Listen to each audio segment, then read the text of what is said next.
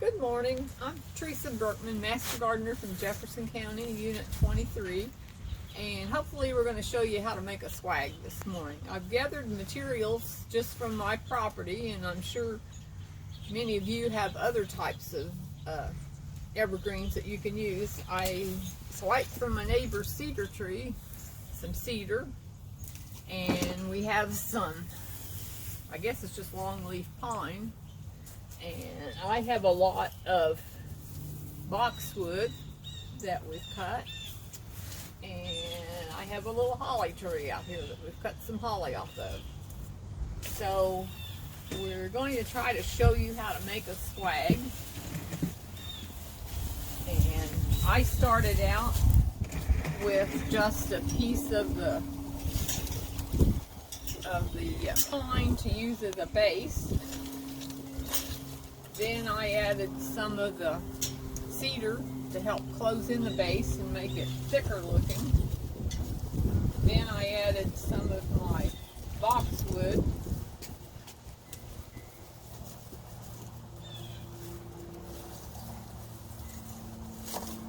Another piece. And then I found one cedar that happened to have some pretty, made my mock-up here and it's all sticking together. Red berries, or blueberries, I'm sorry, colorblind. And I put a piece of my holly tree in it.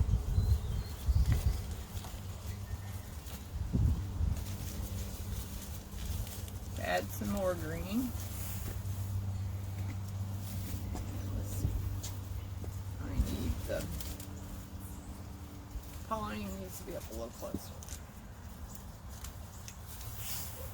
And then I added a few little sprigs of the shorter pieces of pine up here at the top just to kind of fill in and make it a little bit fuller. I've lost my mock-up pieces here. Okay, then I take and just use plain old green paddle wire and just wrap it very tightly.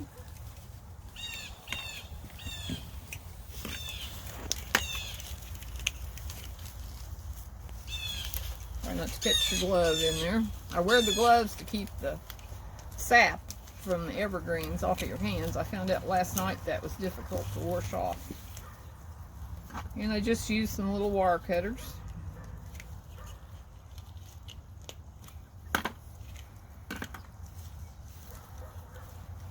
And there should be the piece you started with, but if you didn't, it'll work. And then I use my big pruners, and I have lost my big pruners.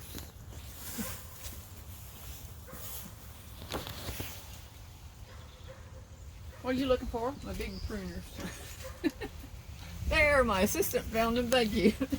And then I just prune the pieces close to make it look pleasing at the top.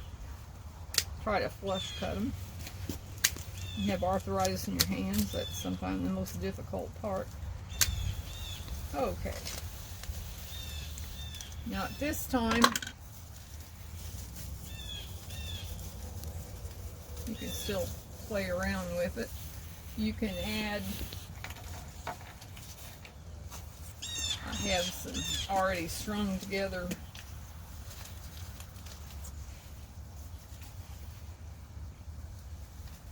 some things to add, a pine cone and some freeze-dried orange slices if you're lucky enough to have a dehydrator, or you can buy these. This is all things that I found on my property. And add another pine cone. And then you can wire those on to make sure they don't come off.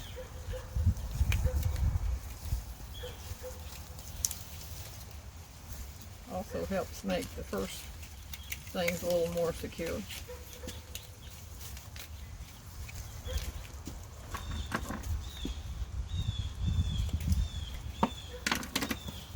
And then just add a bow to it.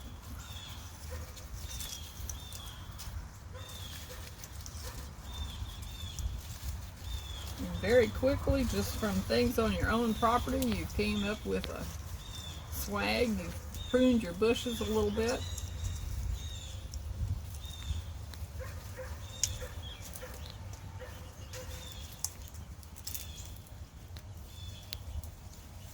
And then you can make just a hanger out of some bigger wire to put up on the top and hang it.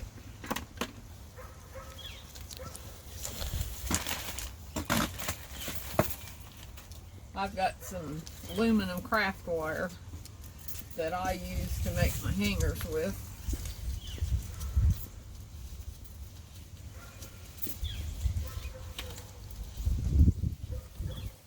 It's some that I use when I make jewelry, so I got plenty of that.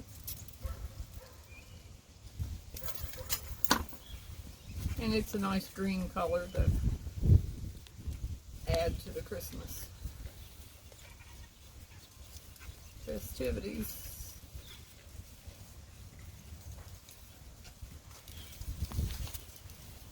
And then if you're lucky to have some lattice, you can hang it and fool around with it a little bit more.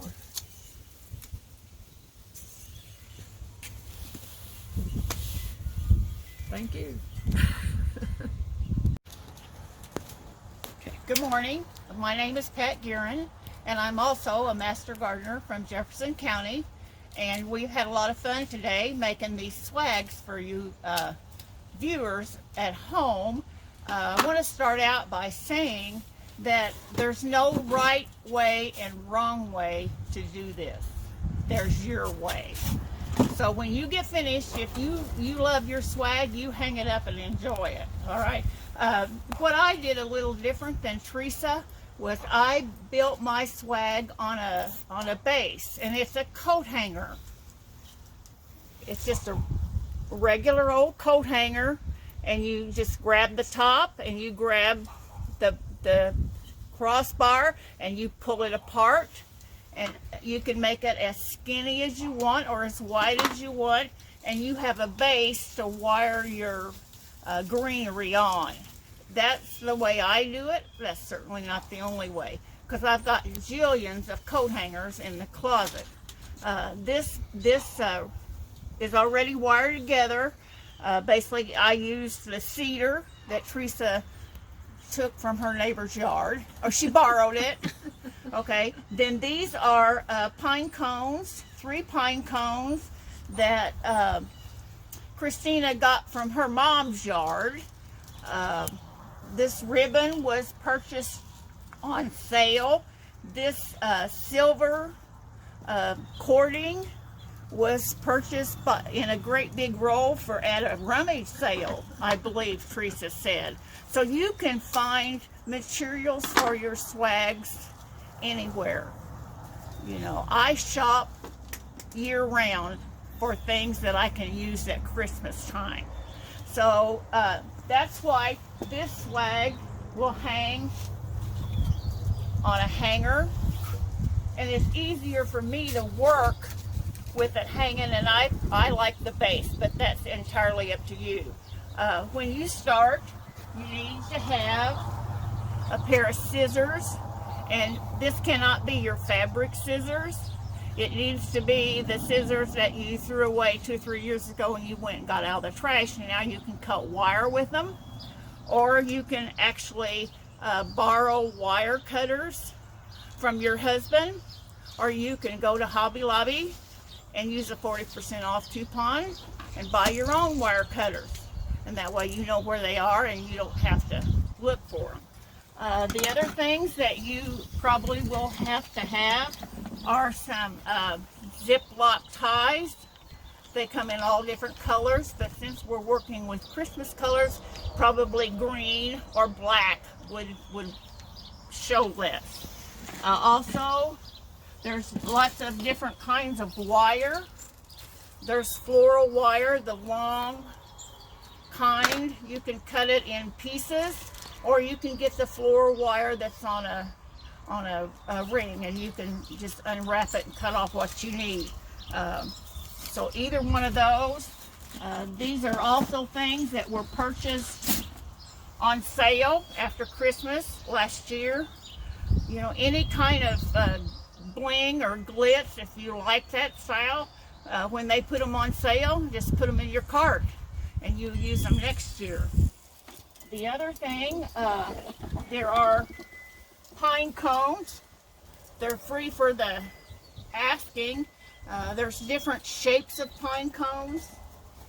On this wreath, I use the long, narrower ones, but there are also pine cones that are shorter and more full. So it doesn't matter, you know, if you don't have one kind of pine cone and you've got another, then use it. Okay, I wanted to show you that. The other thing I think Teresa mentioned were the dehydrated orange slices. These were oranges that put in a dehydrator, and they make really nice embellishments for the natural, rustic looking swags. These bells were purchased, I think, at like Dollar Tree or Dollar General, maybe after Christmas. I don't know. I didn't buy them, but you know, stuff like that, get it while it's on sale and then store it away, and you'll have it next Christmas when you're working with your project. Just another couple of ornaments. You know, you can build the ornaments in your swag if you like that look. I picked out, these were a couple of rolls of ribbon that Christina had, and I chose them to show you if you want an all natural look, and you don't want red and green, you want with a natural rustic look. You could use those two kinds of ribbon. They would go very well together. Make a double bow, you know, and use the pine cones and the orange, and you would have a really nice monochromatic swag with your greenery in the background. I just wanted to show you that as an option. Okay, the other thing that I picked out of Christina's go-to box, I noticed that she had several Victorian looking ribbon.